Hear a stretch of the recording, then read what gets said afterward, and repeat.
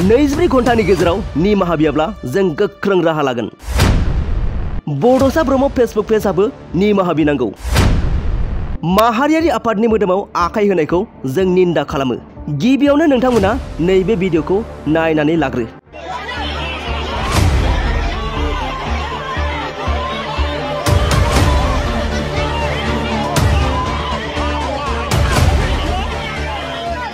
समाज सिबियारि बिथांमोननि गोख्रों राव। थांनाय सानखालि समाज सिबियारि बिथांमोनखौ परबरजरा ओनसोलनि रायजो राजाफोरा गाग्लोबनायनि सायाव समाजारि बिथांमोना खौरां मेलनि गेजेरजों गोथौ दुखु मोननानै सोंखारिदों। थारैनो दिनैनि दिनाव बेफोरबायदि समाज सिबियारिफोरखौ गाग्लोबनाया बेसेबां गनायजाथाव।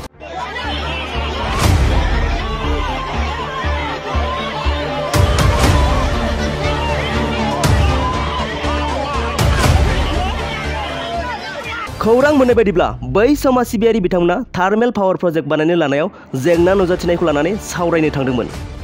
नाथाय बे समावनो परबरजरा ओनसोलनि गोबां रायजो राजाफोरा बै समाज सिबियारि बिथांमोनखौ गाज्रियै गाग्लोबदों।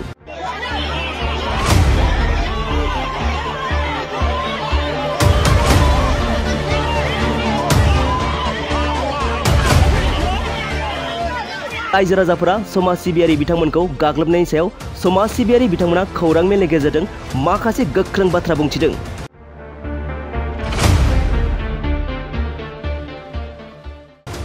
बिथांमोना बुंथिदों दि माहारियारि आफादफोरनि सायाव गाज्रियै गाग्लोबनायनि थाखाय 24 घन्टानि गेजेरावनो निमाहा बिनांगौ आरो निमाहा बियाब्ला जों बिथांमोननि सायाव गोख्रों राहा लानाय जागोन।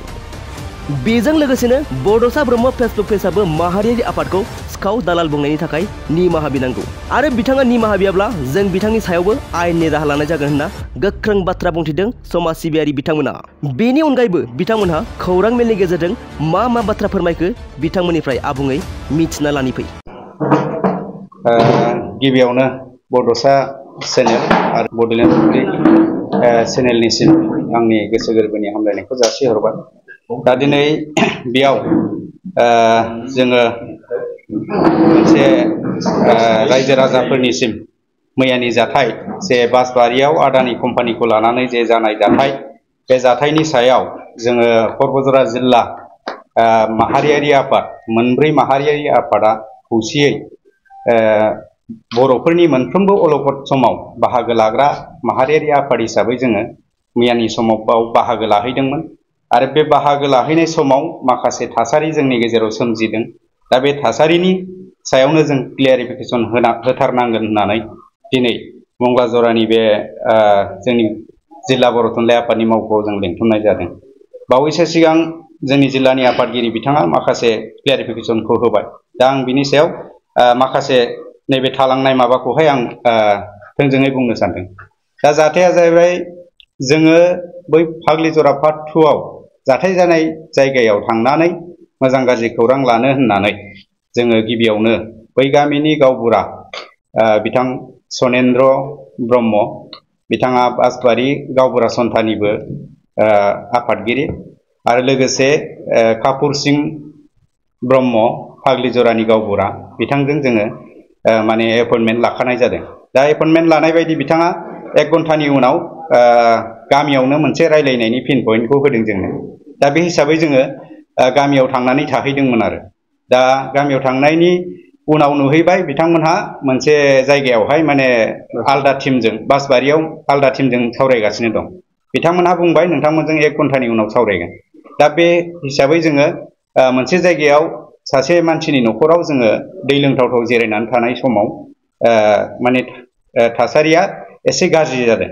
दा बेनिफ्राय जेब्लानाखि जोंखौ बै गामिनि सेंग्राफ्रा मुथथे 30-40 जनसो थांनानै जोंखौ माने सावरायनाया बेयाव जाया, बासबारियावसो जागोन होननानै जोंखौ हांख्रायनानै लाबोयो। मोजां रावजोंनो बिथांमोना हांख्रायनानै लाबोदों। दा बिथांमोननि हांख्रायना लाबोनाय लेखा जोंबो सावरायनो होननानै बासबारिसिम जोङो मुथथे 20-22 जनसो दंमोन मोनब्रै आफादनिफ्राय जोङो नुजाहैनाया।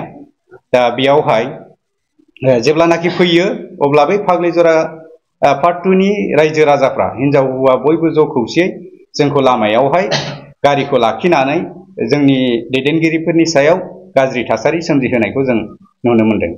दा बेनि गेजेराव ओरैबायदि थासारि जादों, बिथांमोनहा मा होनो माहारियारि आफादनि दैदेनगिरिफोरनि सायाव माखासे थोंजोङै मोदोमाव आखाइ होनायबो जादों।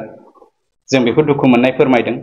दा बे मोनसे आरो मोनसेया जाहैबाय बिथांमोनहा जे माहारियारि आफादखौ मोजाङै बुजियालासे थोंजोङै लाइभ फेसबुक पेजनि गेजेरजों लाइभ होनानै बड'सा ब्रह्म फेसबुक पेजआ आफादखौ सिखाव हमजाबाय होननानै बिथांमोना फोरमायदों ससियेल मिडियानि गेजेरजों। जों बेखौ निन्दा खालामो।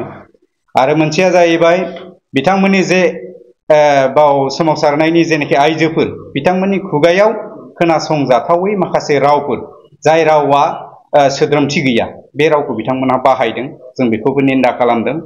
आरो माखासेया जाहैबाय मा होनगोन माहारियारि आफादनि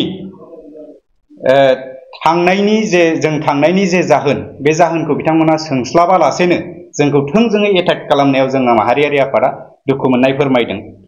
जों बेखौबो बिथांमोननि सायाव निन्दा खालामो। आरो मोनसे जाहैबाय मा जाहैबाय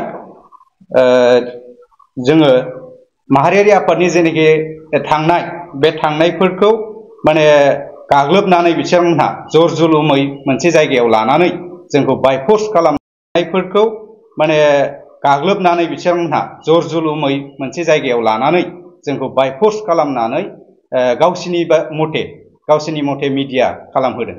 माने गावसोर जे बाथ्राखौ बुङो बे बाथ्राखौसो जों बुंनांगौ। माने गावसिनि आवथायाव लानानै जोंखौ बाथ्रा बुंनो होदों। जों बेफोरबायदि थासारिखौ जों मोजां मोनाखै। माहारियारि आफादनि सायाव बेफोरबायदि खालामनाया बे जोबोद इनाय आरो बियो सारा बर' हारिखौनो लाजि फोनांनाय जादों। आरो बिनि उनाव बिथांमोना ओरैबायदि गाज्रि मोनसे थासारि खालामबावदों। बिथांमोना जोंनि जे दैदेनगिरिफोरनि बाव जेसेबांनाखि जों बाहागो लाहैदों बिथांमोननि गारि साबिजों लोगोसे मबाइल ओमफ्राय हेलमेट बायदिसिनाफोरखौ बिथांमोनहा सिज खालामनानै लादों। दा बेखौबो जों दुखु मोननाय फोरमायदों। बिथांमोनहा साफ्रोमखौबो सिज खालामदों।